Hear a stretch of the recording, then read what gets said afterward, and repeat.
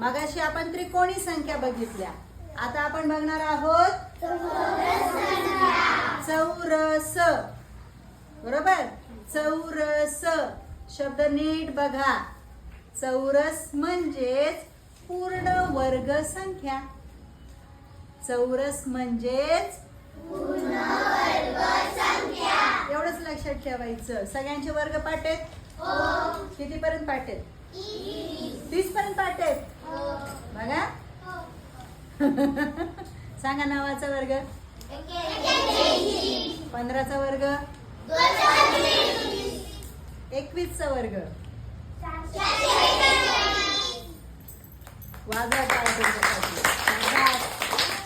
चौरस संख्या म्हणजेच पूर्ण वर्ग संख्या. मग सांगा 1 ते 100 मधल्या पूर्ण वर्ग संख्या. सुरुवात 1चा वर्ग 2चा वर्ग 3चा वर्ग पुढं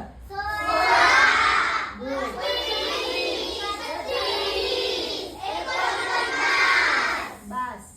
पुढचे आता तुम्ही लिहायचे कुठपर्यंत? 100.